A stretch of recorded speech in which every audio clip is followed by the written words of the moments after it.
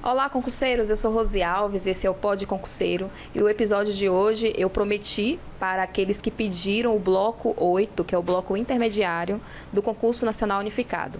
E se você ainda não conhece o Concurso Nacional Unificado, tem episódio aqui, introdutório com o secretário José Celso, tem um episódio dedicado aos candidatos, que é voltado aos editais do CNU, que são editais grandes, né, e geraram muitas dúvidas, né, de interpretação em alguns tópicos dos editais. Então, eu trouxe a Cida Chagas aqui, que ela participou da construção disso, né, ela trouxe a percepção que seria do MGI, e também lá na página do MGI tem um Tira Dúvidas em relação ao edital.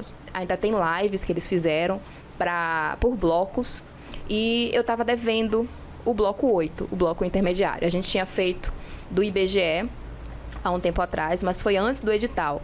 Então, optamos em fazer novamente no pós-edital, com a participação da Marina Pérez, que ela é do IBGE, ela é de Gestão de Recursos Humanos, o Rafael, que ele é técnico do IBGE, o Gustavo, de novo aqui, bem-vindo de novo.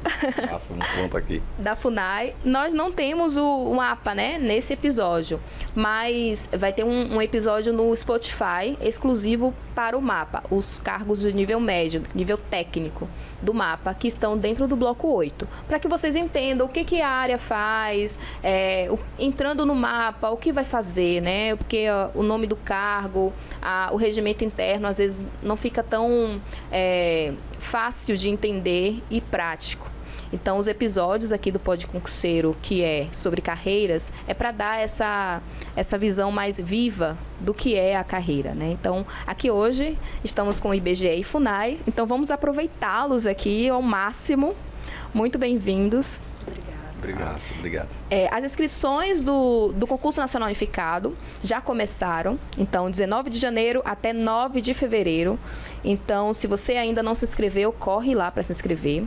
E em relação ao conteúdo básico, né, o conteúdo do bloco intermediário, ele é dividido em provas objetivas, a prova objetiva e a redação. A prova objetiva, pela manhã, vai ser a de português e redação, que vai durar 2h30 pela manhã. E à tarde é noções de direito, matemática e realidade brasileira. Vai ser a duração de 3 horas. Então, a redação vai ser de manhã junto com o português. E à tarde, essas 3 disciplinas que eu acabei de mencionar. Deixa eu ver o que mais aqui. Correção da discursiva, 9 vezes o número de vagas do cargo.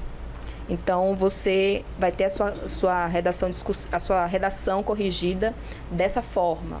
É importante também mencionar a lista de preferência na hora de se inscrever. Tome muito cuidado nessa hora.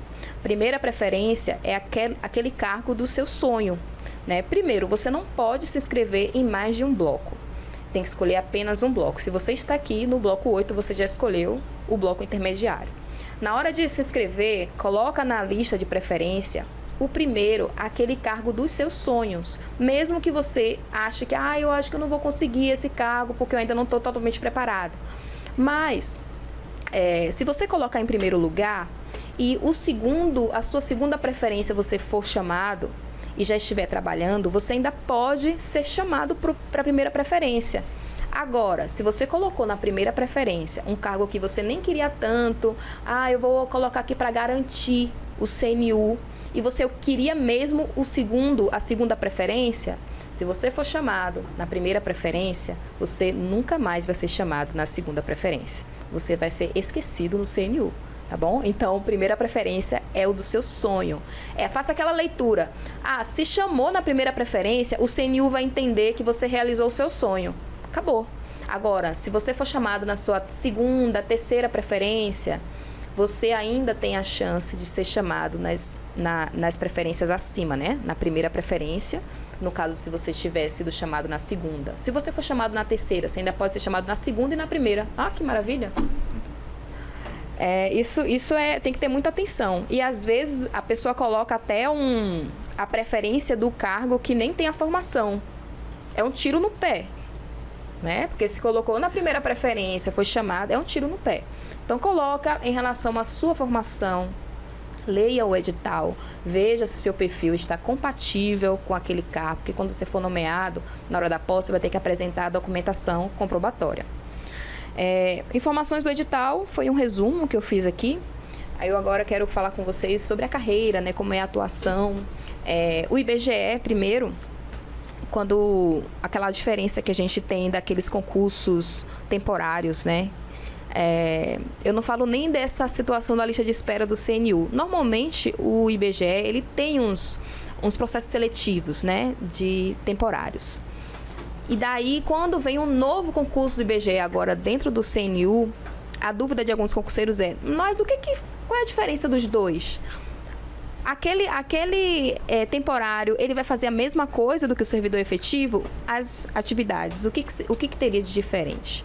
Sabendo que no CNU, a lista de espera do candidato, ela também servirá para concurso, para processos seletivos temporários. Mas isso não quer dizer que quando você estiver lá no temporário, você nunca mais vai ser efetiva. Enquanto você não for chamado, você pode atuar na alguma convocação de processo seletivo temporário. Então, aqui eu queria só segregar, né? O que seria a atividade desse temporário e do servidor efetivo. Fique à vontade. Bate para o ímpar. No IBGE a gente tem o contrato temporário com 2 cargos, né? A gente tem o agente de pesquisa e mapeamento, que a gente chama de APM, e o supervisor de coleta e qualidade, que é o SCQ. O cargo técnico, que é o cargo de efetivo, ele é um cargo mais que atua, né, na coleta de dados, né, na atividade fim do IBGE, mais voltado para as agências. Tanto os agentes de pesquisa e mapeamento quanto os supervisores de coleta e qualidade, né, tanto APMs quanto SCQs, atuam também na coleta de dados. A diferença é que APM e SCQ vão atuar no trabalho em si, né, na própria atividade da coleta, abordagem a informantes, captação das informações, contatos, vão realizar de fato o que é o trabalho da coleta. O técnico ele vai tratar mais do planejamento, da organização, de como esse trabalho vai ser distribuído, quais as equipes que vão, qual será a prioridade do trabalho, porque a gente tem um plano de trabalho, né, que às vezes é mensal, às vezes é semanal, de acordo com as pesquisas que precisam ser entregues, que precisam ser coletadas. Então esse técnico ele vai atuar muito mais nessa organização de como utilizar essa equipe de trabalho que ele tem, que vai ser na maioria das vezes formada pelo APM e em alguns casos também pelo SCQ, porque os SCQs não estão presentes em todas as agências, né? E aí ele vai fazer uso dessa equipe para ir a campo e de fato realizar a coleta dos dados. Basicamente a diferença acaba sendo essa.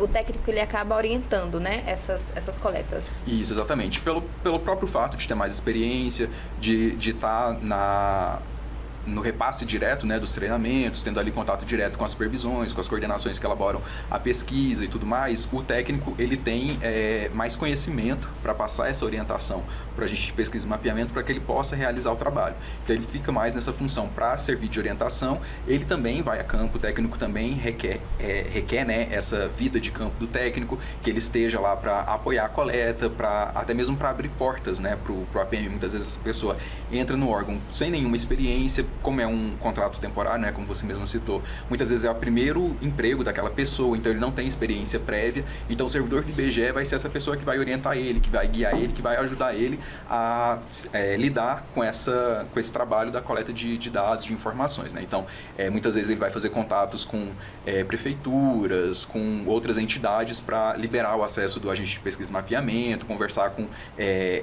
instituições ou organizações para liberar o acesso do agente de pesquisa e mapeamento para que ele possa fazer a aplicação dos questionários e a coleta das informações.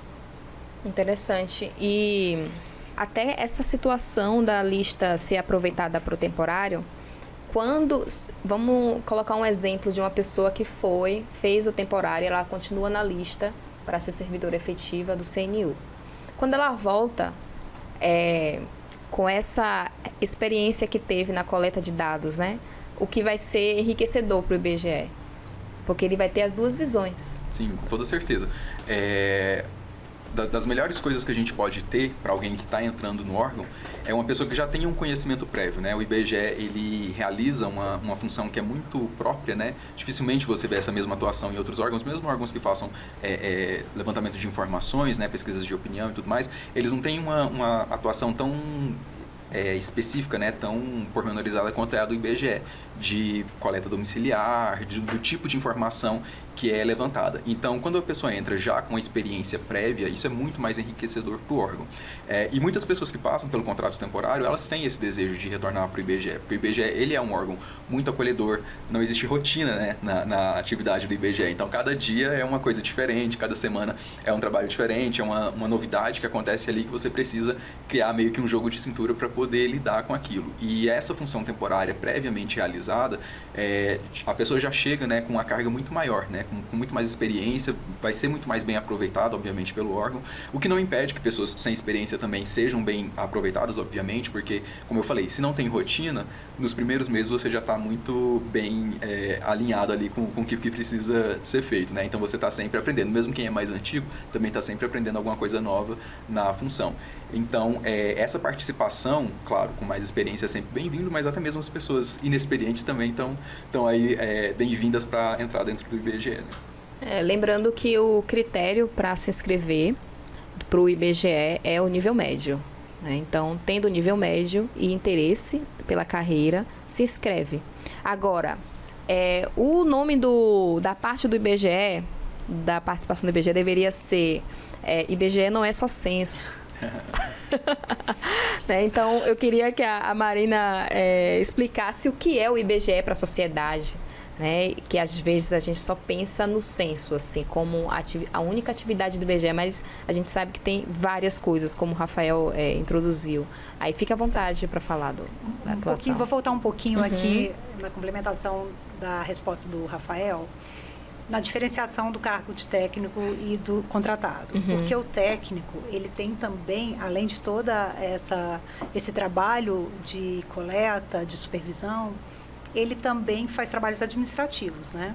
Então, ele geralmente é gestor de uma equipe de contratados, então ele tem que gerir aquelas pessoas, controlar os afastamentos, né?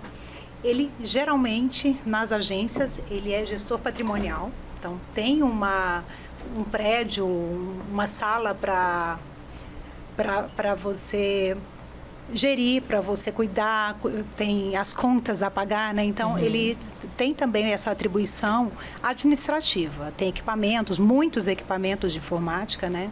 Que precisam também ser geridos ali. Então, o técnico, ele também faz esse trabalho administrativo, né? Que o contratado não faz necessariamente. Sim. Bom, mas voltando aqui agora ao que é o IBGE. Então, o IBGE, ele faz pesquisas estatísticas, ele faz pesquisas geocientíficas, ele divulga os dados, ele tem uma Escola Nacional de Ciências Estatísticas, então ele também forma profissionais. E ele faz muito mais do que o censo, apesar dele fazer censo o tempo todo. Então, a gente terminou o censo demográfico recentemente, mas o censo agropecuário já está aí aparecendo, a equipe continua trabalhando. Então, o IBGE tem uma coordenação operacional de censos que trabalha o tempo todo, fechando um censo e abrindo outro, então, preparando o próximo censo. E nas pesquisas estatísticas, o Rafael é perito nelas, tem uma infinidade, né? O IBGE esse ano tem no programa de trabalho tem muitas pesquisas a serem realizadas. As geocientíficas também, que são realizadas não por todos os técnicos, isso depende da lotação, né? Que são pesquisas mais voltadas para geociências, para pesquisas ambientais.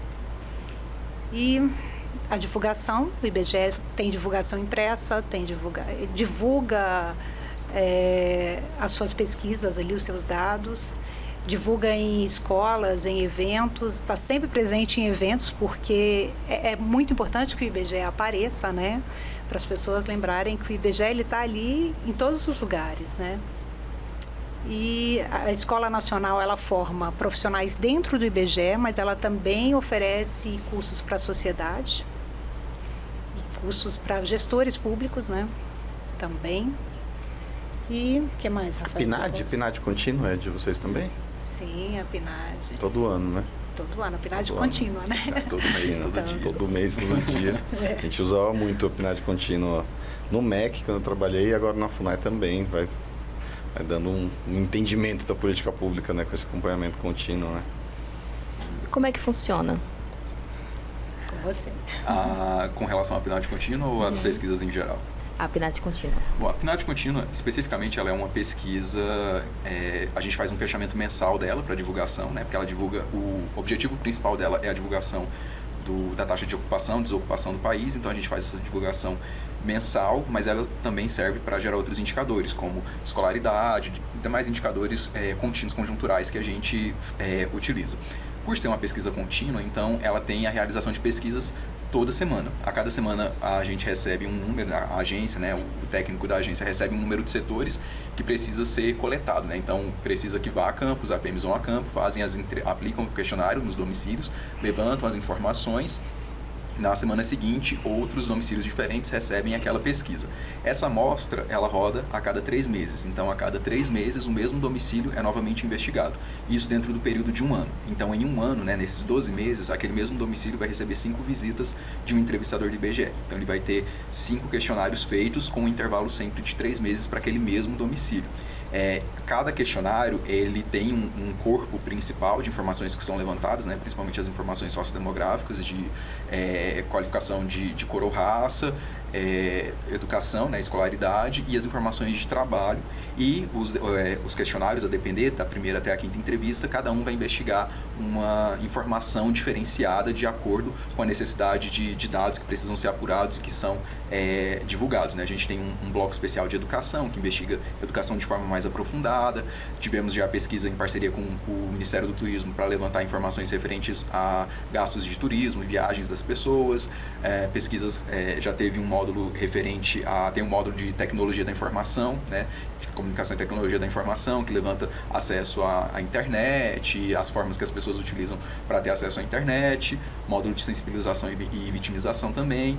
Então, assim, a pesquisa ela é feita, o agente de pesquisa vai até o domicílio, aplica esse questionário, dependendo de qual entrevista que é, e a gente tem um fechamento dessas entrevistas, né, a cada mês, e a divulgação das informações. A cada 5 entrevistas, né, então a cada ano, essa amostra ela roda, né, como a gente chama, então a gente substitui os domicílios dentro de um mesmo setor censitário, né, que a gente chama a área de atuação ali do agente de pesquisa que vai fazer aquelas entrevistas, né? Então a gente roda essa amostra e novos domicílios dentro daquele mesmo setor são selecionados para fazer a parte da nova amostra por mais um ano, né? A cada setor são 14 domicílios e a gente roda essa amostra, dependendo aí, mas normalmente o setor, a gente trabalha com ele durante 10 anos, né? Então a gente tem aí 14 domicílios a cada ano, durante 10 anos coletando essas informações.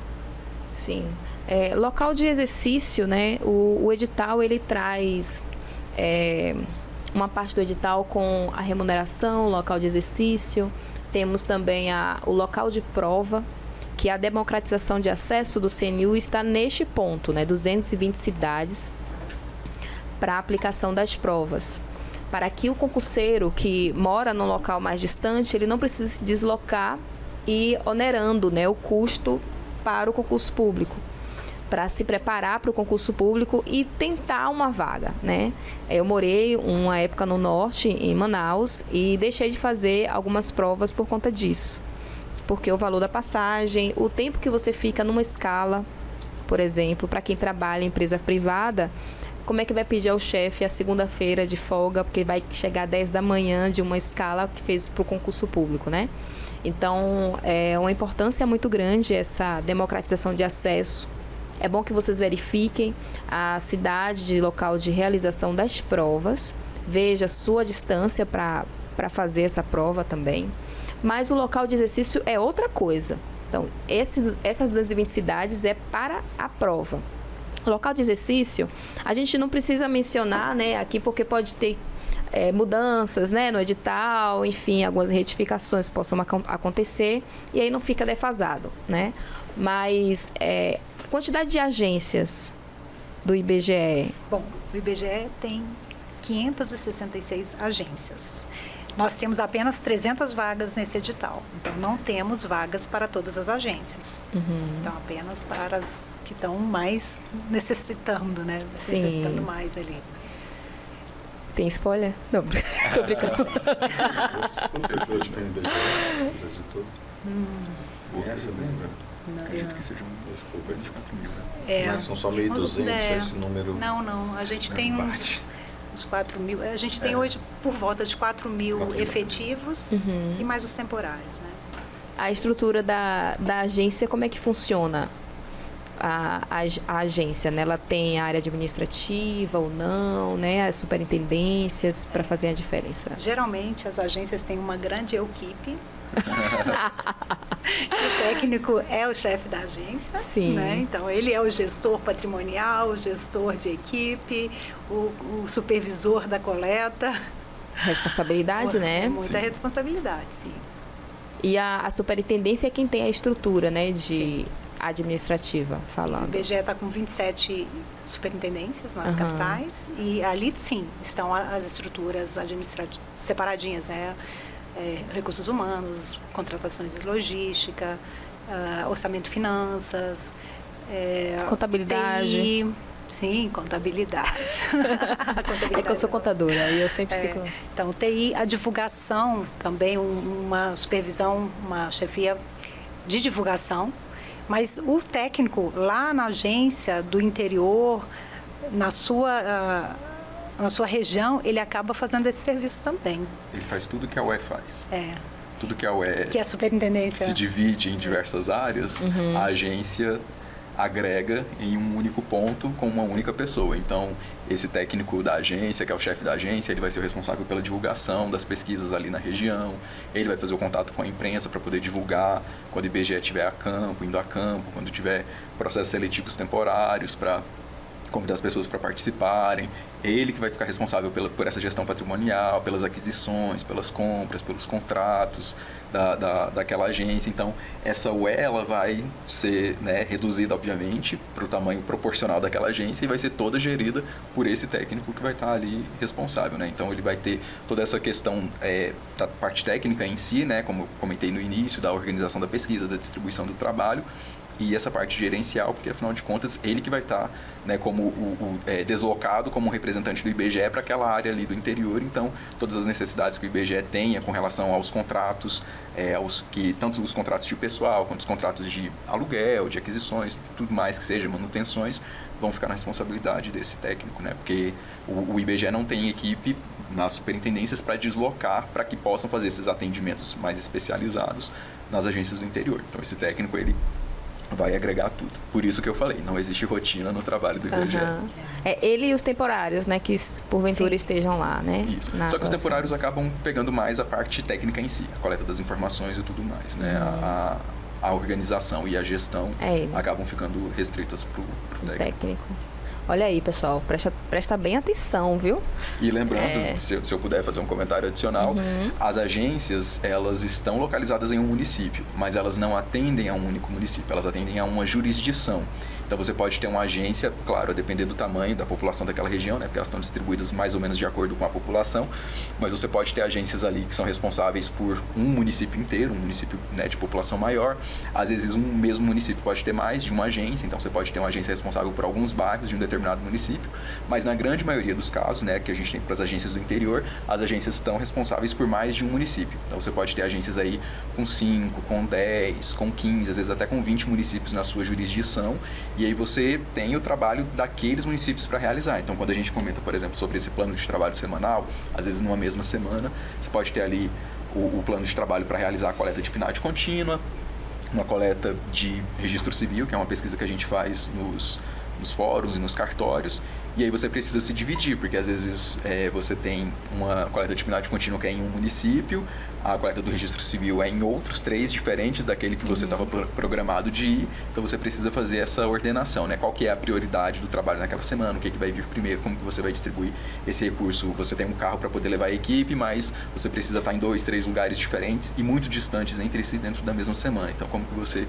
vai organizar isso, como que você vai gerir isso? E aí o técnico precisa ter em mente, né, que isso vai estar na responsabilidade dele para poder fazer o melhor uso possível desses recursos que ele vai ter disponíveis ali para ele. Né? Show. Achei um órgão que viaja mais que a FUNAI. E conhecendo bem como são nossas estradas, você imagina as aventuras que nós Eu vamos quero passar. saber quem não consegue pegar 20 municípios no Amazonas. Tem 62 municípios no estado inteiro, aquele estado daquele tamanho. Quer dizer, ali deve ser para cada um ou dois, né? Que massa. Mas o IBGE precisou muito da FUNAI durante o censo, né? Sim, então trabalhou junto com a FUNAI para acessar as reservas e contar os nossos indígenas, né? Até mesmo no planejamento do censo também, né? Quando foi montado o questionário, os conceitos que seriam utilizados, como que tá as distribuições das terras indígenas, tudo mais, a FUNAI deu um grande apoio. Tem 3 amigos que trabalharam aí nesse processo aí, o Arthur, o Nicolas e o outro Arthur também, o Arthur que é presidente da FUNAI e tal. Legal, muito massa esse trabalho. E assim, os números estão sendo muito úteis pra gente, assim, né? Quer dizer, em 2010 já teve uma parte indígena, né? Isso. E agora em 2022, né, ampliou isso daí. E assim, a gente descobriu uma coisa muito engraçada que foi um superdimensionamento dos indígenas que tinham nos municípios. E aí depois, agora que eu voltei eu recebi dos prefeitos aquela briga velha, dizendo, não, disseram que tem menos indígenas aqui do que realmente tem. A gente, mas vocês não estavam gastando dinheiro para todos esses indígenas que vocês diziam que tem, né? Porque a gente sabe que tem um valor a mais de orçamento para os tratos indígenas, e aí tinha o interesse dos prefeitos locais de faturarem aí a quantidade de indígenas, e nessa técnica, nessa metodologia que o IBGE aplicou desse último censo, ela foi muito rigorosa, foi muito bem feita e tal. Eu ouvi dos colegas, né, que trabalharam com isso, então foi muito mais rigorosa, assim. Então agora está difícil os prefeitos fakearem indígenas a mais para receberem verba a mais e acabarem não gastando ali com as comunidades. Né? E era uma possibilidade muito maior de captação, porque na forma como ficou, né, formatado o questionário, a gente tinha 2 possibilidades de captar a pessoa como indígena, né? Então não era como no último questionário, que era uma possibilidade só, né? Você tinha mais de uma possibilidade de captar aquela pessoa como indígena. Então, em algum momento, essa pessoa, se ela de fato se considera como indígena, ela vai ter aparecido. Então, se houve um superdimensionamento aí, é algo a se verificar junto às prefeituras, né? FUNAI. Vamos lá, a gente já teve um episódio aqui que foi maravilhoso. Formamos indigenistas, né? Recebi um monte de mensagens desde aquele tempo, tá legal. A galera bastante empolgada, e teve gente que não conhecia a carreira, e com o episódio que a gente fez, começaram a se identificar, e muitos se sentem apaixonados pela carreira. Isso é maravilhoso, né?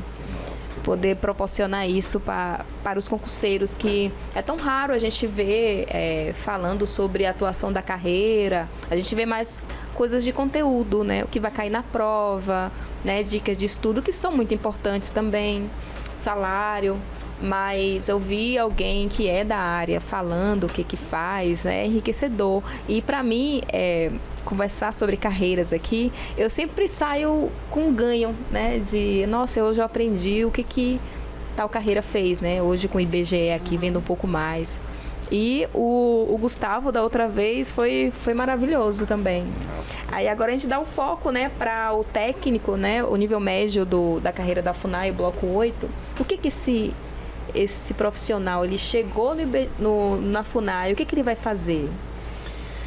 Então, a diferença do trabalho do nível médio e do nível superior é sempre muito pequena, porque a quantidade de pessoas na FUNAI é muito pequena também. Então, a gente acaba tendo uma sobreposição que não é estatutária, não é regimental, mas ela é necessária, né? Mas, em tese, o de nível médio, ele prepara o trabalho para o de nível superior fazer, né? Então, ele pode fazer minutas de documentos que o nível superior vai assinar, né, documentos que sejam técnicos, que exigem esse nível superior, né? Expedições, né, onde o relatório vai ser feito por um indigenista especializado, né, por um especialista em indigenismo, que agora mudou a carreira, né? O técnico pode levantar todos os dados, levantar as informações, juntar os GPS, tirar as fotos, né, fazer os relatórios falados ou gravados e tal, que vai ser usado depois, né?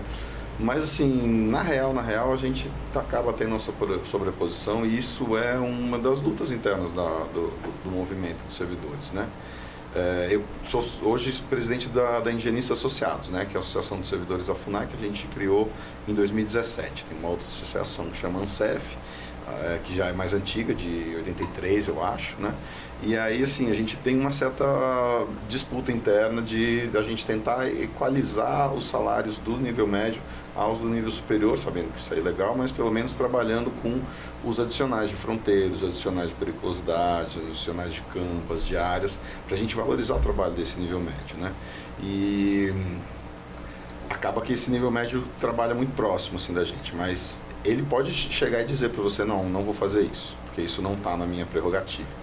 Né? Isso é um trabalho de nível superior, então faça você, né? Mas como a gente se apaixona pelo troço, a gente acaba não fazendo, né? Porque, e assim, a gente teve para nível médio, da última vez que fez o concurso, esse nível médio iria para as áreas de índios isolados de recente contato. Então, esse cargo de agente, ele tinha a maioria das pessoas em trabalhar com isolados. Então, tinha pessoas de nível superior que fizeram esse cargo para poder ter acesso a esse trabalho de índios isolados, né? Então, e dessa vez, a gente tem uma outra carreira que está como trabalho temporário por enquanto, que é o de auxiliar, eu acho que é um auxiliar. Tem o auxiliar em higienismo, que é de nível básico, né, que não vai ter esse ano, mas a gente teve um temporário que eram de auxiliares do trabalho de índios isolados mesmo. Então a gente tem umas 600 pessoas que passaram nesse concurso simplificado, né, que a gente fez e agora a gente renovou ele de novo.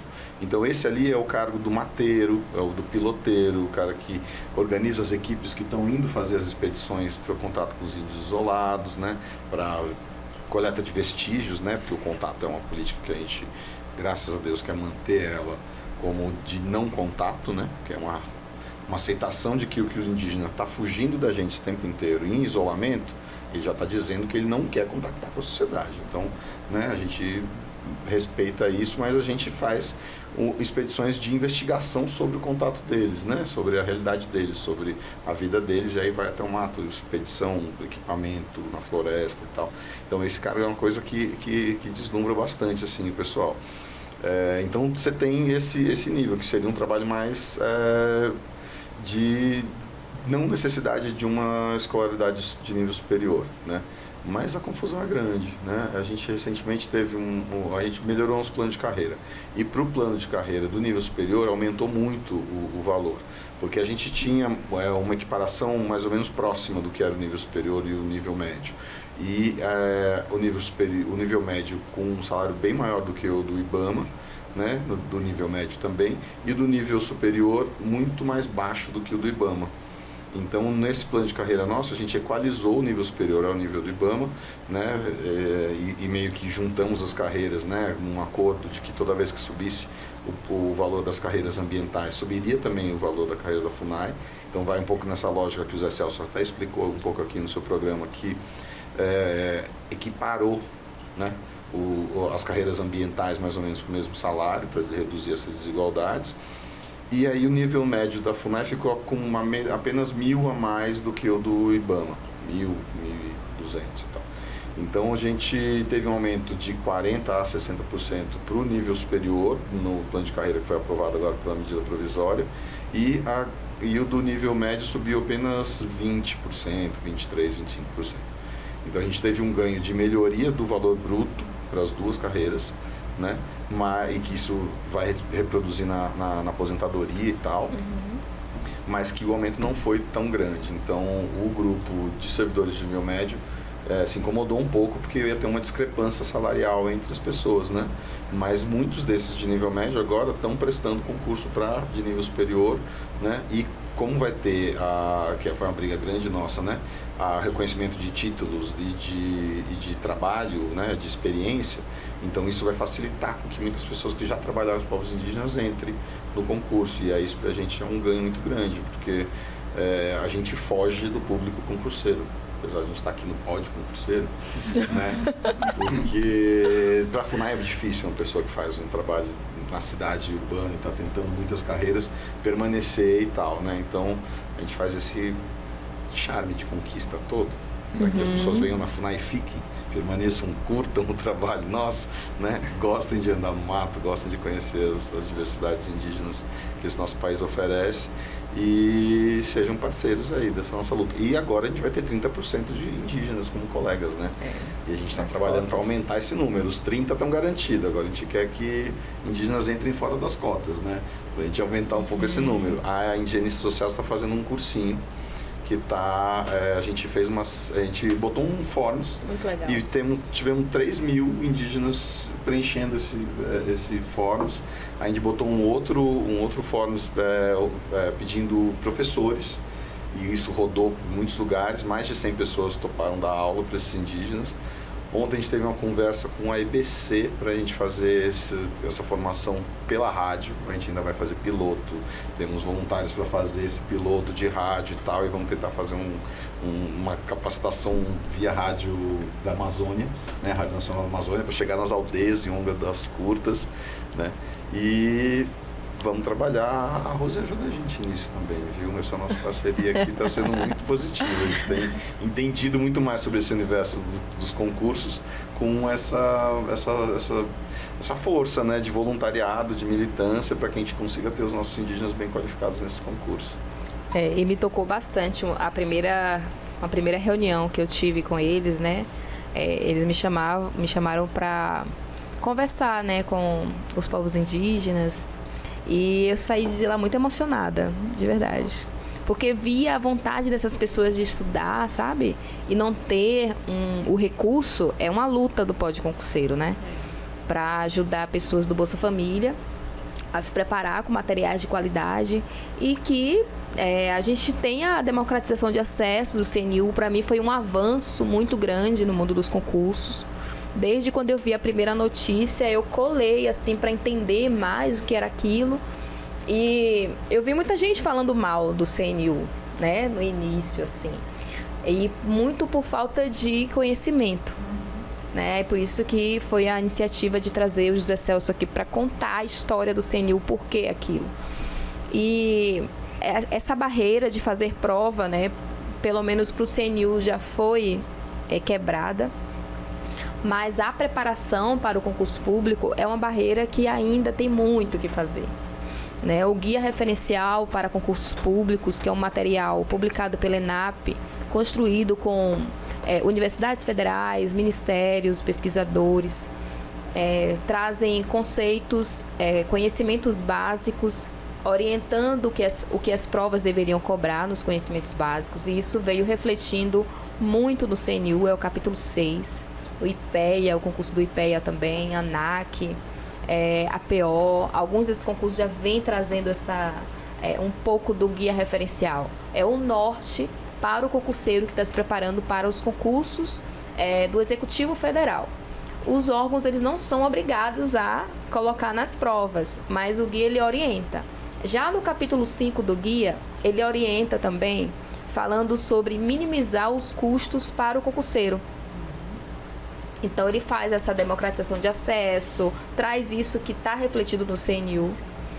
E também orienta que os órgãos ministrem cursos gratuitos preparatórios para concurso. Então, tem uma lista lá, página 54, eu lembro até da página. Tem alguns órgãos que já tiveram essa iniciativa, como a AGU, no concurso, não sei se foi o último concurso deles. Teve uma preparação gratuita para a população. Aí você imagina, né, se todos os órgãos pudessem fazer isso, mesmo com novos CNUs, né, a gente vai ter outros concursos do CNU, e daí, imagina se os órgãos eles se juntam para fazer uma capacitação, assim. O IPEA, a associação do IPEA, ministrou várias aulas para orientar os novos servidores, os concurseiros. Então, eles colocavam numa sala, no Zoom, eu acho que era no Zoom, uma plataforma de reunião. E daí gravavam e colocavam no YouTube. E aí quando eles começaram a fazer, né, eu soube, né, pela associação, aí eu fui compartilhando lá no perfil do Pode Concurseiro, e tem concurseiros de lá que estão estudando pelo IPEA e aproveitou esse conteúdo, né? E a associação a Indigenista Associados, né, está fazendo a mesma coisa para capacitar essas pessoas e se preparar para o concurso, né? Tem as cotas específicas para os cargos da FUNAI, 30%. E daí, alcançar essa cota exige a preparação, né, para esse concurseiro. Porque se for para o mercado, o valor, né, dos cursos, não estou dizendo que eles não devam cobrar. Precisa, né, para manter a empresa.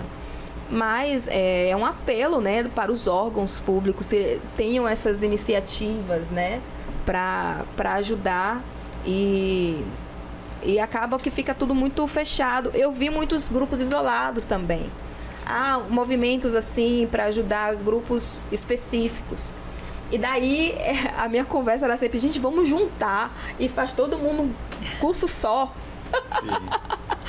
para atender essas minorias, né? Aproveitar um pouco essa coisa que a pandemia acabou trazendo, né, de todo mundo ter acesso online, né? E aí a gente sair daquele esquema de cursinho de, não, juntei 10 pessoas dentro de uma sala. Não, você vai dar essa aula, filma ela e espalha para milhões de pessoas, né? E aí a gente está pensando nisso, porque o acesso às aldeias é muito difícil. Da internet, né, também. E aí a Rádio Nacional da Amazônia tem um super apelo, ela chega em muitos lugares, chega no Piauí, chega no Japão, né? Então, e assim, aí a gente foi lá conversar na EBC com uma voluntária nossa, a Tânia Craô, trabalha na EBC, fez uns vídeos explicando para as pessoas como era o CNU, a gente gostou do jeito dela, fomos falar, ela, poxa, eu sou voluntária de vocês já, e foi lá propor de fazer esse piloto. E aí ela pegou e conversando ali, a gente tirou histórias do tipo, tinha indígena que mandava recado pela Rádio Nacional, de uma aldeia para outra. Dizendo, avisa o fulano de tal aldeia, porque o barco que eu estou indo entregar para ele documento tá chegando às 6 da tarde, porque saiu daqui hoje às 6 da manhã, tá bom? E aí a Rádio Nacional da Amazônia passava essa informação e os indígenas tinham esse mecanismo ali, né? Então a gente ficou muito feliz de ser bem recebido. É lógico que a gente vai ter que fazer um piloto, é um produto, né?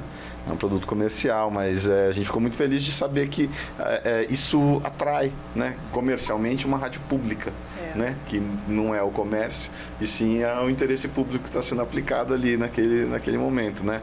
Então tomara que a gente consiga, vamos ter todo o esforço técnico aí para fazer um produtinho bem montado e todo mundo poder receber esse material. A gente já está discutindo se a gente faz isso só para o nível médio, se a gente tem alguma coisa de nível superior ali, né? Porque os indígenas vão ter uma dificuldade muito grande de fazer a redação, né? Porque é uma coisa que acho que eu já até falei no outro programa.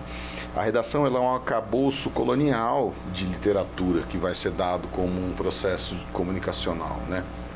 E os indígenas têm o português como segunda língua.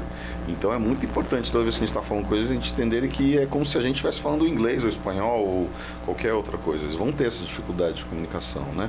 E ali vão estar avaliados, né, pessoas que têm uma estrutura de leitura de Machado de Assis, de tudo mais, e vai ler, não, essa metáfora que ele usou para explicar esse contexto não é muito sofisticada, é um pouco pobre, né? E a gente sabe que o MGI vai ter esse cuidado, né? Porque a necessidade de botar indígenas, eu acho que está muito percebida pelo MGI nesse momento, né? A gente tem visto a esplanada muito aberta a discutir as causas indígenas. Isso tem sido muito legal para a gente, porque a gente transversaliza de verdade a nossa política, né? Porque somos muito poucos e se a gente não tiver os outros órgãos da esplanada sendo indigenistas como a gente não vai conseguir atingir nosso objetivo, não.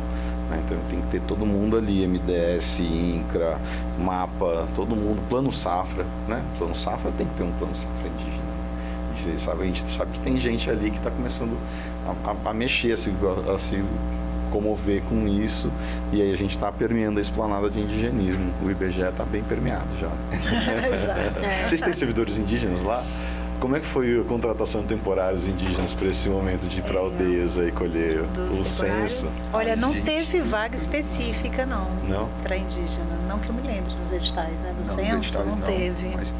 Mas teve apoio na coleta. Teve apoio, coleta, né? Mas da própria FUNAI, né? Que acompanhou. O IBGE, para fazer o censo, ele, na verdade, ele trabalhou com a sociedade, né? Sim. Então, com os quilombolas, com os indígenas, com os órgãos, né, como a FUNAI.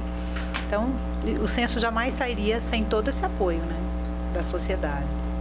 A transversalidade da carreira de vocês também estava nesse projeto? Ou foi apenas a parte de remuneratória? Você diz a mudança do plano de carreira, né? Isso. Sim, sim. Nesse plano de carreira a gente negociou isso, que o indigenismo, o especialista em indigenismo e o técnico de indigenismo são transversais à esplanada. Então isso para a gente foi super importante. E com isso a gente adicionou ao salário, ao valor bruto, uma GEDAIN, acho que é GEDAIN, não, é a GAPIN, que era uma gratificação de trabalho indigenista. Então, a hora que a gente abriu mão dessa GAPIN, ela foi incorporada ao salário, significa que a gente pode estar em qualquer lugar da esplanada levando o nosso salário de valor bruto, né? Porque nosso salário era 2.000 de bruto, 2.000 dessa GAPIN, de estar fazendo a política indigenista, e mais 2.000 da GEDAIN, que é de desenvolvimento, né? De como você está fazendo o seu trabalho, aquela avaliação que sempre faz. E as pessoas às vezes acham, né? Não, o servidor público não tem avaliação da produtividade. Tem, todo ano tem meta, tem que bater mais de 100 documentos no SEI, que é a minha hoje que eu assinei, e tem que bater até outro mês. E a avaliação 360, né, também, se avalia os seus colegas te avaliam, você avalia a chefia, todo mundo avalia a chefia, todo mundo avalia seus colegas. Então, o serviço público é, às vezes, muito mais eficiente do que uma empresa privada para fazer a gestão de resultados e tal, né? Meta de PPA, meta de gasto orçamentário, né? Então, a gente tem esse rigor que é muito forte, né? Então, se preparem para trabalhar também no serviço público, né? Não só para estudar, para entrar no concurso, sim para começar a trabalhar, que tem essas dificuldades todas. E aí, quando a gente tem agora esse valor bruto alto, a facilidade de ser removido, né, ou espalhado pela esplanada fica muito mais fácil, né? Porque eu só poderia, antes desse acordo, eu só poderia ir para a Presidência da República onde tivesse um trabalho próximo do indigenismo, né? Então, sendo que a CESAI faz indigenismo e a gente não tinha condição de trabalhar lá. E agora vai ser possível, né? E então melhorou muito, assim, né? Mas a gente ainda acha que vai ser pouco os indigenistas, são 502 só, né? É muito pouca vaga para um órgão que tem 1.200 servidores. A gente precisava de pelo menos o dobro disso. E esperamos que, como esse concurso vai ter essa coisa do cadastro de reserva, né? Toda vez que a FUNAI demonstrar a necessidade de complementação da sua força de trabalho, a gente possa puxar mais um pessoal aí dessa lista de espera, que a gente espera que seja bem qualificada, que venham todos indigenistas raiz para trabalhar com a gente. A transversalidade é um assunto muito interessante, né? No meio dos concursos a gente não ouve falar tanto, né? Não ouvia falar tanto transversalidade. E agora, com o concurso nacional unificado, por trazer tantas carreiras, a importância disso, o concurseiro do outro lado às vezes não tem nem noção. É transversal, mas isso muda em quê? Né? Então, a transversalidade, ela dá maior mobilidade para a carreira, né? Então, você pode ter um indigenista dentro do Ministério da Educação, sim, né? No Ministério da Saúde, ajudando na política pública da educação, no caso, voltada para os povos indígenas, da saúde com olhar para os povos indígenas. Então, até nisso, eu acho que é importante o concurseiro se atentar, né? Porque traz uma maior chance de conhecer outras áreas de atuação também, né? Se divertir mais, né? Aprender mais, assim, às vezes a gente acha que o serviço público ele te engessa numa coisa que você vai fazer a vida inteira, né? Carimbo, vou ficar ali carimbando e tal coisa. Mas se você tem essa dimensão de poder trabalhar em muitos lugares, você vai aprender e crescer com muitas coisas, né? E aí a gente tem um desenvolvimento profissional pleno, né? Porque às vezes a gente acha, não, o cara é de iniciativa privada, ele vai virar gerente, depois ele pode virar diretor, ou ele vai para outro lugar da empresa no resto do mundo, se for uma empresa multinacional, então vai ter uma vida mais animada profissionalmente, né? Mas o serviço público tem que oferecer isso cada vez mais, né? E eu acho que essa visão que o pessoal do MGI está tendo, ela corrobora com isso, né? Você estruturar as carreiras. Eu li hoje num dos meus grupos que está sendo preparado um decreto de formulação das carreiras para equilibrar um pouco mais as questões e tal, né? Dentro dos grupos de militância e sindicais que eu participo, a gente viu essa notícia aí de que está sendo trabalhado. Porque o objetivo é esse, é organizar a carreira do Estado. né? Porque às vezes a gente tem alguns órgãos que têm muita condição de ter muitos concursos, né? A Polícia Civil é toda vez 1.000, 1.500 pessoas, e os salários cada vez mais altos e mais fáceis de se aumentar conforme o poder político que a profissão tem, né? Mas se você conseguir equilibrar isso dentro do Estado, é uma política de Estado de gestão de pessoas e não uma política de cada um puxando o cobertor para o seu lado e a gente criando muitos estados de forma desigual, assim, né? Então a gente sente que isso está mudando, isso é legal pra caramba, né? E a gente começa a ter um valor do brasileiro de trabalhar para o seu próprio povo, né? Que a gente às vezes pensa, não, o Estado é grande, é gigante, ele só cobra imposto e o Estado é desnecessário. Não, o Estado é útil porque muitos brasileiros precisam ser acessados com direitos e esses direitos vai depender, para chegar nas pessoas, de pessoas trabalhando para essas outras pessoas, né? Entendendo como os dados são importantes ser coletados, como os indígenas são importantes ser acessados nos seus direitos sociais, como, né, a saúde é importante de chegar nas aldeias, né, nas cidades, como é que a gente vai... Hoje eu vi um dado que o IBGE trouxe, que eu fiquei assustado, que tem mais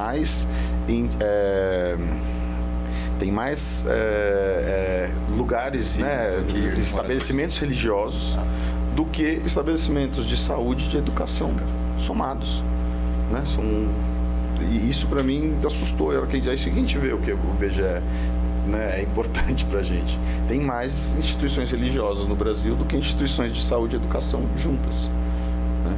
E então, assim, o Estado precisa crescer muito em saúde e educação, até porque a gente tem que entender que a igreja não educa e nem cura as pessoas, né? E curar e educar-se são princípios constitucionais que estão no artigo 5º, né? E isso sem falar da questão, né, de impostos, cobrança de impostos, de serviços sociais que são fornecidos, né, pelo Estado e tal, né?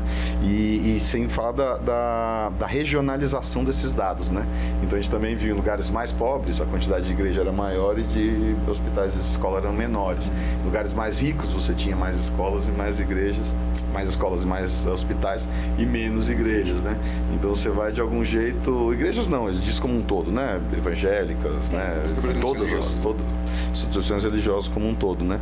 Mas é impressionante a gente ver como desenvolve o nosso país, né? Como aos poucos vai crescendo, né? Então, a hora que sair os dados completos do IBGE, eu estou contando os dias. Estou doido para conhecer o meu país de 2022. Muitas novidades vindo aí em 2024. Rafa, você já sonhava em entrar no IBGE antes? Você se identificou depois que já estava lá? Como é que foi para você? Eu acabei me identificando mais depois. Eu entrei com 18 anos, então eu tinha acabado, estava ainda, né, naquela coisa da vida de iniciar a faculdade, terminar a escola e tal, então foi logo depois de finalizado o ensino médio, então foi no IBGE que eu aprendi o que era o IBGE, né? Eu não tinha conhecimento, convívio prévio com o IBGE, muito pouco, para pesquisa escolar e tudo mais, então foi dentro do IBGE que eu descobri o que é o IBGE. E melhor do que descobrir o que é o IBGE, eu fui descobrir o que é o Brasil, porque acho que das melhores coisas que você pode ter de trabalhar em órgãos como o IBGE, como o FUNAI, é porque você descobre o que é o Brasil de fato, né? A gente tem muitos preconceitos sobre o que é o Brasil, sobre as pessoas que vivem no Brasil, mas quando você está nesses órgãos que vão até as pessoas, né, que são o Estado indo até as pessoas de fato, né, o Estado de fato realizando as suas políticas ali, em loco, você descobre o que é o Brasil, realmente, né? Você descobre que são diversas realidades, mas muitas vezes com um grau de similaridade, né? E descobrir isso é muito enriquecedor, assim, a gente brinca muito no IBGE, mesmo para quem é temporário, né? Nosso contrato temporário é de 3 anos, né? O contrato máximo é de 3 anos e normalmente as pessoas ficam o período integral do contrato. Você entra no IBGE uma pessoa e você sai do IBGE outra pessoa totalmente diferente, né? As próprias dificuldades, obviamente, do trabalho, da realização de tudo mais, mas o conhecimento que você tem, né? Você lida com pessoas, você lida com realidades muito diferentes, né? Em um mesmo dia você vai conversar com o dono de uma empresa que tem formação, doutorado, viaja para o exterior 3 vezes no ano e você sai dali para encontrar com a moça que é a chefe de família, sozinha, que vive de algum benefício assistencial, que está tentando achar um emprego e que tem ali a sua família para cuidar e que às vezes não tem o mínimo, né, não tem o básico para ela poder ter uma condição de vida digna. Então, assim, você conhece essas realidades que são tão discrepantes e às vezes em um intervalo de tempo de meia hora, né? Você conversa com essa pessoa e dali a meia hora você já está conversando com a outra. Então, acho que o mais interessante, assim, o que me deixa muito, toda vez que eu falo do IBGE, o que me deixa muito animado de falar do IBGE é isso. É a gente ver essa realidade do Brasil de fato, né? Você não tem uma visão filtrada do que seja o Brasil. Você vê o Brasil nu e cru ali na sua frente, todos os dias. Nem sempre é muito bonito, mas a gente está nessa labuta justamente para buscar essa transformação, né? E o IBGE é um dos órgãos que está aí justamente para mostrar isso para a gente, né? A gente tem, como eu falei, muitos preconceitos, às vezes a gente tem um choque de informações, às vezes muito grande, né? De que isso é positivo, aquilo é negativo, mas o IBGE, ele traz a realidade para a gente. O IBGE não traz um viés, seja ideológico, seja o que for, na sua divulgação de informações. Até que o IBGE não faz estudos, não faz análises, o IBGE divulga a informação crua e cabe a cada um identificar o que aquela informação quer trazer pra gente, né? E muito do que a gente fala, né, quando as pessoas reclamam, que às vezes, porque afinal de contas, quando você vai até a casa das pessoas, né, principalmente a depender da situação de mais dificuldade das pessoas, muitas vezes é a primeira vez que aquela pessoa está tendo contato com o Estado brasileiro. Aquela pessoa se sente abandonada pelo Estado e muitas vezes você é a primeira vez que o Estado brasileiro está chegando até ela. Então, quando você chega até ela, ela quer levar para você tudo o que ela precisa, todas as críticas que ela tem, todas as necessidades dela. E a gente fala muito isso, né, que infelizmente, se a gente pudesse fazer mais, obviamente a gente faria, né, mas infelizmente o que o IBGE faz é mostrar a realidade. Agora, transformar a realidade cabe a outras pessoas, né? Aos nossos políticos, às pessoas que de fato têm a caneta na mão para fazer as mudanças. Mas a gente está aí para contar pelo menos uma gotinha nesse oceano aí da necessidade de mudança do Brasil, que é de mostrar o que está acontecendo de fato, né? Aonde que estão as necessidades desse país, aonde que estão os nossos gargalos, né? Aonde que estão essas pessoas que precisam das políticas públicas, que precisam que as políticas públicas cheguem até elas, aonde que estão as pessoas que estão desperdiçando os recursos das políticas públicas. Então, essa que acho que é o maior enfoque do que a gente tem de trabalho feito pelo IBGE, que é o maior orgulho de qualquer IBGeano. Quando você vê o seu esforço, a dificuldade que você teve de ficar ali na casa daquela pessoa, de conversar com ela, de aguardar que ela pudesse ter um tempo para poder te receber, e você vê que aquilo virou um dado que gera uma discussão, né? Da pessoa falar, olha, não sabia disso, e olha só como que isso daqui tá, a gente precisa, sei lá, a gente precisa se mobilizar, a gente precisa fazer alguma coisa para mudar essa realidade. E a gente descobre isso porque o IBGE trouxe essa informação. Então, quando a gente vê isso, quando a gente vê, né, uma reportagem, vê uma discussão dessa, uma discussão no bar, que as pessoas estão ali comentando de alguma coisa, você vê que o seu trabalho está de fato cumprindo a missão, o objetivo que você tinha, né? E isso é mais gratificante, acho que, do que qualquer coisa. E você, Mari? Você se identificou antes, se identificou depois que entrou? Bom, como o Rafael, eu também entrei no IBGE, assim, meu primeiro emprego, entrei aos 22, eu sou analista, então eu saí da faculdade, entrei no IBGE e fui ficando, mas é isso, a gente vai descobrindo o IBGE, né? E, cara, é uma instituição, assim, fantástica, né? Muita informação, muitos dados, muitas realidades, muitos Brasis, né? O IBGE apresenta para a sociedade como o Brasil é diversificado, grande, com realidades tão diferentes, né? Então isso vai encantando, né? E eu estou no IBGE há 21 anos, o Rafael está 17. há 17. Então, olha para vocês verem como a gente se encanta e a gente vai ficando. Fico imaginando o Brasil que vocês viram nesse tempo, né? Ele se a transformou transformação. tanto, né? Foi bem... É interessante por isso, né? A gente vê algumas realidades mudando, algumas realidades regredindo, algumas realidades progredindo. Mas o mais impactante é isso, é você ver de fato tantos Brasis diferentes, né? Às vezes a gente brinca muito nisso, né? Mas principalmente coletando censo, por exemplo, você sai, aqui em Brasília, né? Você sai de uma mansão para você virar a esquina e conversar com o cara que está morando numa lona improvisada ali para poder aplicar o questionário, né? São realidades diferentes, são realidades tristes, mas a gente também se encanta com maravilhas aí desse Brasil. Você roda, descobre lugares, paisagens maravilhosas. No censo de 2010, o IBGE teve um projeto super interessante e agora também, né, no censo 2022, do projeto do concurso fotográfico dos recenseadores, então os recenseadores do Brasil inteiro participaram, tirando fotos e tal, e mandaram isso para o IBGE. O IBGE editou um livro em 2010, acredito que agora em 2022 talvez faça a mesma coisa, mas editou um livro em 2010 interessantíssimo, com diversas paisagens do Brasil inteiro, trazidas pelos recenseadores, né? Então, assim, é uma maravilha, né? Devia ter trazido para vocês, para presentear vocês também. Eu vou pegar seu contato, eu quero ver esse livro. Esse livro é uma delícia, assim, para você ver ali, porque é o senso, né? Então a gente vai do... Não vamos mais do Oiapoque ao Chuí, porque não são mais os extremos do Brasil, né? Mudou, não é mais o Oiapoque, o extremo norte, mas a gente roda o Brasil inteiro, então você vê ali as diversas paisagens, né? Então é uma maravilha. E o nosso Brasil é riquíssimo, então tem coisa melhor do que você descobrir esse país maravilhoso. E você, Gus? Já era apaixonado pela atuação? Já era. Foi o único concurso que eu fiz na vida, né? Agora vai ter o CNU, muitas pessoas da FUNAI estão fazendo esse CNU, hein? O CNU vai roubar servidores aí nossos, além de entrarem muitos outros. Mas eu acho que até vou fazer também, mas vou fazer como eu fiz da FUNAI, sem estudar nada, só dando as aulas ali. Não posso dizer. Eu gosto do PPGG, acho que é o mais legal. Mas aí tem o fiscal do trabalho, que é bem legal também, né? E não sei, eu acho que eu vou botar em ordem isso daí ainda. Talvez bloco 5, né? Bloco 5 não. Eu acho que é o 5 do AFD. Né? É o 5.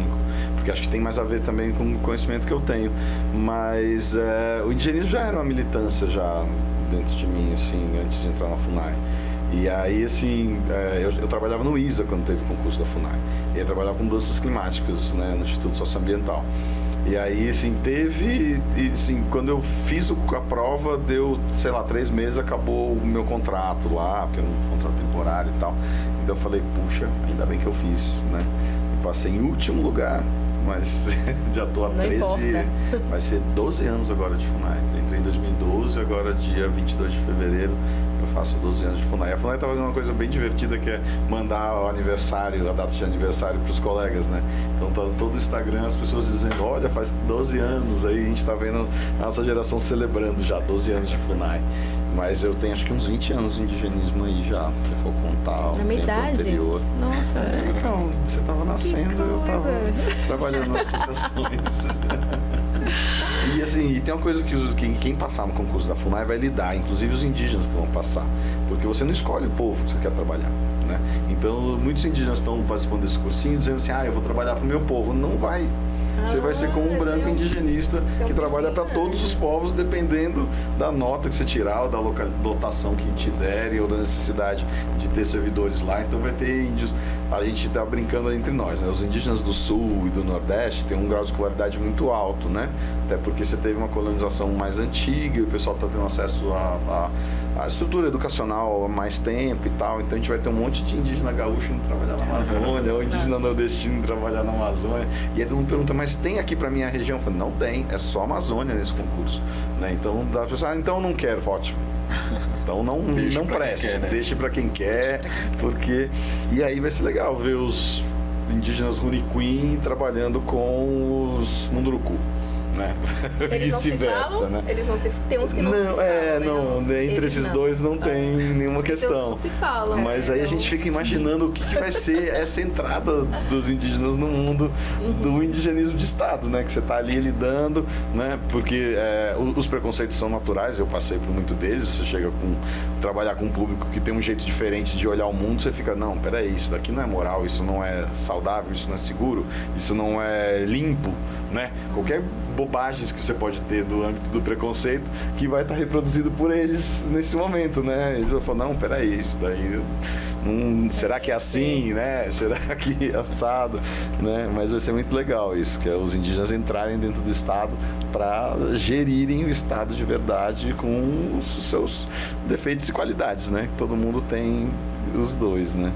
E qual o perfil do concurseiro para o IBGE, assim, que vocês achem que seja imprescindível, assim, uma característica para aquele que está assistindo, não conhecia a carreira, agora conhece, né, através do episódio, mas o que seria desejável, assim, para o concurseiro?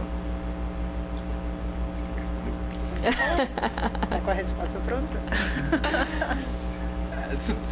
Eu acho que você tem que ser uma pessoa disposta, né? Como eu falei, o IBGE não tem rotina, então você tem que estar apto a se adequar às diversas possibilidades que venham a acontecer, né? Então, claro, pessoas comunicativas são muito bem-vindas, porque a gente tem essa questão de entrevistas domiciliares, mas a gente também tem outras questões, né? A pessoa que trabalha no IBGE, principalmente essa pessoa que vai estar trabalhando na agência do interior, ela vai ser a representação do IBGE. Então ele vai estar em contato com a classe política daquela região, vai estar em contato com os órgãos de imprensa daquela região, com as associações, então ela precisa ser uma pessoa comunicativa. Claro, você consegue também desenvolver essa habilidade. Eu acho que a melhor coisa do IBGE é isso, porque você pode entrar com qualquer perfil que seja. O IBGE vai te fazer desenvolver diversas habilidades, porque a necessidade do trabalho vai te fazer desenvolver essas habilidades. Mas claro, se você já entra com alguns requisitos aí, você se adapta e se adequa mais rapidamente às funções, né? Então, essas habilidades comunicativas, essa disponibilidade, como eu falei, a gente tem agências que têm jurisdições de diversos municípios. Então, constantemente você vai estar necessitando de fazer viagens, de estar se deslocando para outros lugares, né? Pessoas bem organizadas, porque afinal de contas você tem essa questão da organização para fazer a distribuição do trabalho e também tem essa questão dos contratos, né? Dessa parte mais gerencial também. E querendo ou não, você tem que ter habilidades de liderança, porque por menor que seja a sua agência, você sempre vai ter uma equipe para você liderar, você sempre vai ter APMs, em alguns casos vai ter SCQs, então você sempre vai ter uma equipe para você liderar. E você vai ser a pessoa que vai guiar essa equipe, né? Você vai indicar o trabalho para ele, você vai preparar essa pessoa, vai fazer um treinamento com essa pessoa, vai lidar com as dificuldades que essa pessoa tiver no trabalho, vai ajudar no desenvolvimento dessa pessoa. Então você precisa ter essa qualidade de liderança, porque você vai ter essa equipe para você ser responsável, né? Você vai ser o pai de uma equipe, a mãe de uma equipe, então você precisa também ter essas habilidades, né? De liderança, né? E você, Gustavo, o que você indica assim, para o concurseiro, o perfil ideal para vocês? Eu acho que tem uma coisa dessa, né, de ter essa disposição para a diversidade, né, para encontrar o que é diferente e um processo de articulação, né, uma paciência de conversa, muito ouvido de entender o que os indígenas estão pedindo, né, uma resiliência à crítica, né, a gente diz que FUNAI vai para a aldeia para apanhar, né, tipo cachorro de aldeia, assim, né. E aí, só que agora que vem algum outro órgão para criticar a FUNAI, os índios defendem a gente logo na frente. Não, peraí, a FUNAI só bato eu. A FUNAI é meu parceiro, tá aqui comigo o tempo inteiro, vocês não vão poder brigar com ela aqui não, mas quando é a gente, né? Então a gente tem essa, assim, nunca se defender da crítica que os indígenas estão fazendo a gente e sempre falar, você tem razão, mas a gente tem essa proposta, vocês topam, tem essa ideia, vocês topam, né? O que vocês acham que é? Vamos ter mais um dia ali, né? Então essa coisa de você estar aberto a receber as diferenças e principalmente imaginar junto, né? Construir uma coletividade de decisão, porque os indígenas são muito coletivos, né? As decisões todas são muito coletivas. Então você ter o tempo, a paciência do tempo da construção coletiva sair dali, né? Porque essa construção coletiva, quando acontece, ela é permanente, né? E a gente tem a tendência muito de achar que a gente tem algo a colocar mais do que tem algo a ouvir, né? Então a gente vai chegar e dizer, ó, tem tal política pública que te acessa, vocês querem fazer como, né? E na verdade o que a gente tem que perguntar é qual é o plano de futuro de vocês, o que vocês querem fazer com essa área. Vocês querem fazer com esse projeto, esse empreendimento que vai chegar, vocês querem fazer com esse direito que vocês têm, né? Como que vocês querem gerir isso, e aí deixar essas ideias virem, né? Maturarem, né? E voltarem no dia seguinte para conversar. Tem uma coisa muito real no indigenismo, porque assim, reunião de menos de 3 dias, ela não funciona para nada, né? Você vai para uma aldeia, se você ficou menos de 3 dias, não adianta nada, né? Primeiro vai receber, vai um monte de gente falar. Aí a galera, não, vamos dormir hoje, a gente pensa, amanhã a gente volta, né? Tem uma frase que eu gostei desde o começo, que era assim, primeiro que todo mundo respeita muito a fala de cada um, então ninguém abre a boca enquanto o outro não terminou, ficou aquele silêncio, né? Ninguém se manifestou para falar, então agora tem o espaço, eu levanto. Então isso eu aprendi muito, que é o tempo de conversa, né? E aí chega uma hora que a pessoa terminou de falar, ela fala assim, acabou meu pensamento. né? E aí isso é muito legal, porque você vê que a pessoa botou tudo aquilo que ela queria e isso vai ser reverberado por todas aquelas pessoas ali. E aí no dia seguinte é que vai vir alguma discussão maior sobre aquilo, né? Às vezes eles saem da reunião para falarem sozinhos, sem a gente. Esse é um outro ponto que é muito legal assim, no trabalho da FUNAI, né? Você chega e fala, ó, a gente tem essa proposta, agora vocês se reúnem e discutem essa proposta sem eu estar lá e depois vocês voltam com outra coisa, né? E aí a gente, né, os não indígenas fazem uma outra reunião para dizer, ó, eu acho que foi bem recebido aqui, foi bem recebido ali, talvez eles venham com essa... E aí depois uma outra reunião com todo mundo junto, né, até no Conselho Nacional de Política Indigenista, que eu participei algumas vezes, que está agora sendo ressuscitado, né, também era essa proposta, um dia inteiro só os indígenas falando entre eles sozinho e o Estado falando com eles sozinho, outro dia com todo mundo junto, né? E no terceiro dia que você tinha as deliberações das políticas que iam avançar, né? Então, eu acho que tem uma coisa dessa, assim, de ter ouvido, ter paciência e aí também ter um conhecimento de Brasil, sabe? Ter curiosidade com o país, ter curiosidade de estudar algum lugar que você vai antes, né? Estudar uma etnia que você vai antes, estudar os hábitos deles, conhecer as lideranças, conversar anteriormente com as lideranças, né? Terminou o trabalho que está dado, vai comer o jantar, ou tomar um café, ou um lanche com as lideranças, que vai ser o momento onde você vai criar esses vínculos mesmo, esses laços. Se tem festas, participa de todas, não fica trancado na aldeia ou na sala onde você está, né? E você gosta, hein? Puxa vida, é a melhor parte, tô com saudade de aldeia. Esse ano ainda não fui. Nenhuma aldeia, só tem 2 meses. Né? Voltei em dezembro, 22 de dezembro eu voltei de Tabatinga, Atalaia e Letícia, né, que são as cidades ali mais próximas. E aí, só que não fui na aldeia dessa vez, fiquei só na cidade. Fui conhecer as pessoas, as lideranças da cidade mesmo, um trabalho de direitos sociais que era um mutirão de perícia médica para indígenas que estavam com um atraso grande de laudos médicos para BPC, para maternidade, para auxílios, né, velhice e aposentadoria, né, e tal, esses benefícios. Então é muito difícil chegar peritos lá, e teve um mutirão com 3 peritos, passando 3 dias em cada um dos municípios ali que a gente participou, Benjamin Constant, Atalaia e Tabatinga, né? E aí a gente fez esse acompanhamento, assim, da agilidade, né, da documentação, de como acompanhar eles, né, juntar os documentos certos para eles poderem chegar na perícia e resolver o problema deles, né. E aí teve um barco que estava indo em janeiro, eu acabei não conseguindo ir, mas talvez eu volte agora em março para passar 30 dias no barco, que é um barco que vai fazer atendimentos de saúde na calha do rio do Vale do Javari, né. São 3 rios ali que a prefeitura de Atalaia está bancando. E a gente deve participar também desse mutirão, eu passar mais um mês lá no mato, tô com saudade. Dessa vez eu vou pra aldeia. E sim. Você quer deixar algum recado pro curso que vocês estão preparando lá na INA? Quero aproveitar sim. O espaço para pedir também. A gente tá, a INA tá no Instagram, né, Indigenistas Associados, né? Então quem quiser contactar a gente por lá, eu acho que dá pra gente conseguir fazer essa conversa. Se quiserem também mandar alguma coisa para mim mesmo, né, como a presidência da INA, tem um e-mail da presidência da INA, mas ele acaba caindo no meu pessoal mesmo, que é gustavieira@gmail.com. Então, voluntários, gente que quiser dar aula para os indígenas disso, que quiser entrar nessa ajuda com a gente, parcerias e tal, a gente deve lançar uma vaquinha para a gente arrecadar fundos para tanto pagar estúdios para essas horas-aulas, quanto pagar a possibilidade de locomoção dos indígenas para ir até as cidades fazendo o curso, né? Então a gente tem aí 3.000 estudantes indígenas cadastrados nessa nossa tentativa de informá-los, né? A gente está com uma parceria do ICL, que está dando logins para as pessoas entrarem no material de conhecimento deles, né?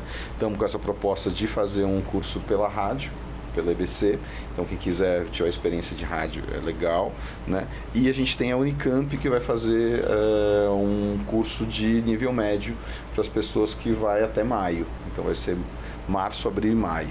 Então são parcerias porque são muitos públicos, né? São muitos públicos. A gente tem um grupo só de pessoas do Amazonas, depois um só de pessoas de Rondônia, outro só de pessoas do Amapá, né? Então a gente está com uma quantidade muito grande de trabalho, então toda ajuda é super bem-vinda, assim, né? e bolsas, né? Professores, né? Áreas, pessoas especializadas em concurso que quiser doar bolsas para esses nossos parceiros, a gente está disponível também, né? E é isso. Quem quiser topar dar aula para os indígenas, entre em contato com a gente, que a gente vai gostar muito da sua ajuda. Show! Muito obrigada, gente. Se vocês quiserem deixar algum recado para o concurseiro que está almejando o IBGE, fiquem à vontade de usar as câmeras aqui exclusivas do Pode Concurseiro. Antes de mais nada, eu estou muito feliz de conseguir reunir vocês aqui. E foi tudo assim rápido, né? Que a gente foi conversando. Aí foram topando de cara a Marina, o Gustavo, depois veio o Rafa.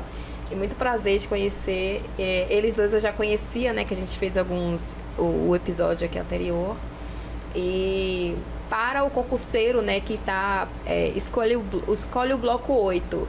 E dentro do bloco 8, o que fazer, né? A lista de preferência, qual cargo se identifica mais. Então, eu tentei organizar esse episódio para auxiliar, né? Até na inscrição, até depois da inscrição, quando forem assistir, se identificar, se inspirar mais na hora de fazer a prova, que às vezes a gente fica meio desmotivado, né? No meio do processo pós-edital. O pós-edital é muita correria, a gente acha que nunca dá tempo, a gente acha que não vai ser o suficiente para se preparar, mas eu tenho uma notícia boa para te dar.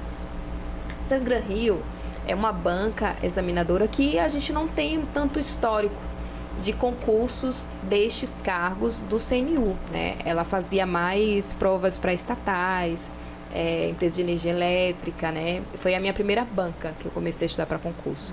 Assim, de tempo de serviço público, eu sou a mais novinha aqui, né? Eu tenho 20 anos de idade, imagina de serviço Brincadeira, eu tenho 8 anos de serviço público, né? Foi o Ministério do Planejamento, meu primeiro cargo. E então não tem tanto histórico da SESGRAN Rio. Aí você do outro lado pensando, mas é uma banca que eu não conheço. Tá todo mundo na mesma situação, né? Então isso é um fator a ser considerado um fator positivo. Eu vejo por esse lado, inclusive. Eu indico a banca FCC como parecida da SESGRAN Rio. Esgotou o banco de questões, pega da FCC para dar uma olhada também. Outra coisa, as disciplinas são diferentes do que vem cobrando normalmente nos concursos. Então, o concurso nacional unificado, ele não traz as mesmas matérias que sempre caem, que aquele concurseiro profissional já sai na frente. Então, tá todo mundo desesperado. Os cursinhos, né, valorizem também, porque existem professores que estão de uma forma chegando ao esgotamento por preparar aulas para o CNU, que são matérias novas para todos eles também. Então, valorizar, né, o trabalho dessas pessoas que estão ali incansavelmente fazendo materiais, produzindo, para tentar chegar ao que o CNU precisa. Né? Eu venho indicando desde o início aqui, para que vocês leiam o guia referencial, capítulo 6, que é onde trata dos conteúdos, né? Inclusive sobre realidade brasileira, que é o que está no conteúdo do bloco intermediário. Né? Tem uma disciplina de realidade brasileira lá. A redação a gente não sabe o que vai cair, né? O edital não fala nem a quantidade de linhas. Então vai estar no enunciado da questão da prova, a quantidade de linhas da discursiva. E vai ser eliminado se o aproveitamento for menor que 30% nas objetivas, né? Ou zerar a redação. Eu indico também que conheçam bastante o órgão que você escolheu, né? O grupo de órgãos que estão ali naquele bloco, para que você tenha uma noção do que está acontecendo nessas áreas. Não sei como é que vai vir essa discursiva, no caso a redação, para vocês, mas fiquem antenados. Né? Eu indico que fiquem antenados para o IBGE, para o que está acontecendo para a FUNAI, né?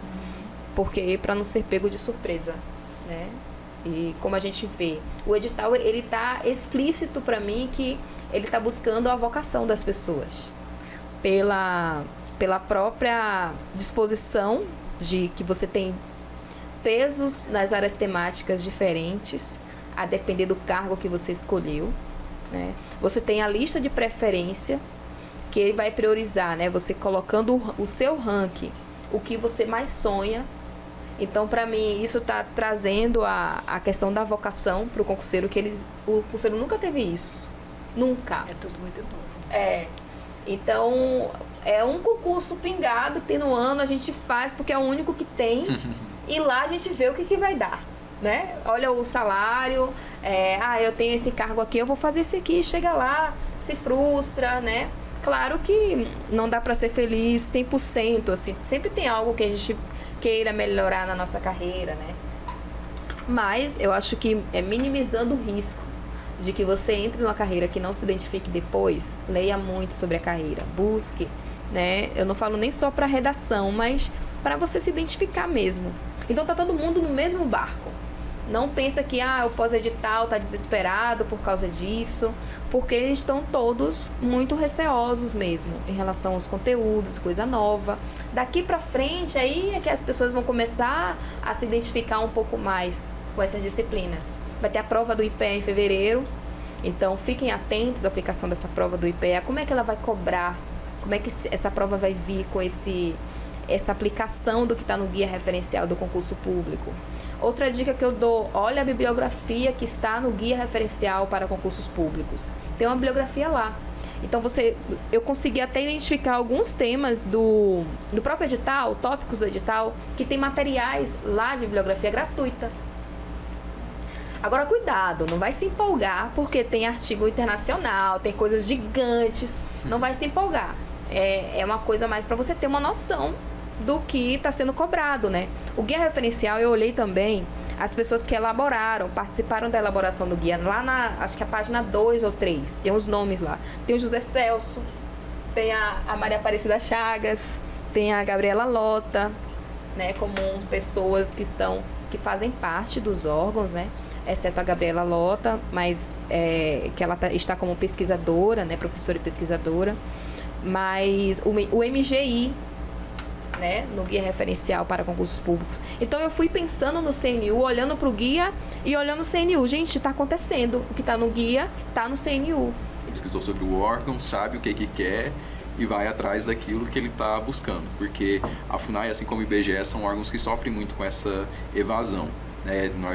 São órgãos que estão bem aí atuando no Brasil, fora das capitais e tal. Então, assim, existe uma mobilidade muito grande, né, de pessoas que entram no órgão, às vezes não se identificam, às vezes tem propostas melhores, né, e acabam saindo do órgão, mas entrem com essa mente de que nós precisamos das pessoas que fiquem, das pessoas que vão levar esses órgãos aí para os próximos 40, 50 anos aí para frente. Vem construir história com a gente.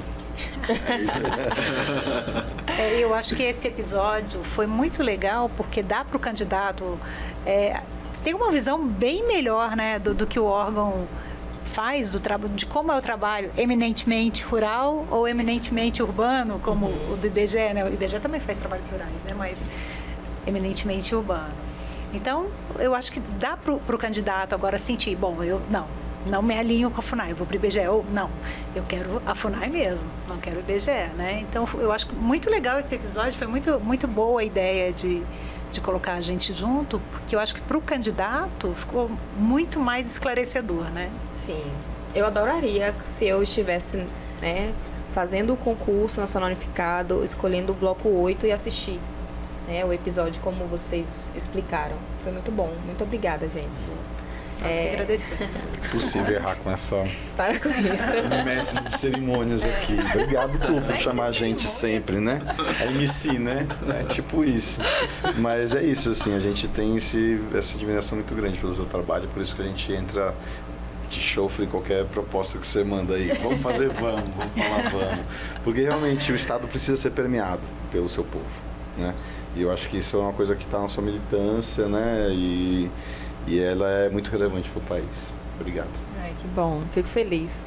Então, pessoal, se você ainda não está inscrito no canal e gosta do conteúdo, se inscreva no canal, dá um like. Eu sempre esqueço de falar essas coisas, o pessoal fica falando. Aperta o sininho. Aperta o sininho. Aperta o sininho. É só não tem negócio de arrastar para cima. Aqui o conteúdo é integral, não tem que pagar pelo episódio. Inclusive, todos os episódios são gratuitos e é proibida a comercialização, porque aconteceu isso. Um cursinho pegou um episódio do Pod Concurseiro e colocou na área paga. Ou seja, para ter acesso àquele conteúdo, a pessoa tinha que pagar, né? E não é o propósito do Pod Concurseiro. Então eu venho falando aqui nos episódios, porque parece, para mim era óbvio que não podia, né? Mas agora Tem que dizer. tem que dizer. Então é isso, espero que tenham gostado e até o próximo episódio.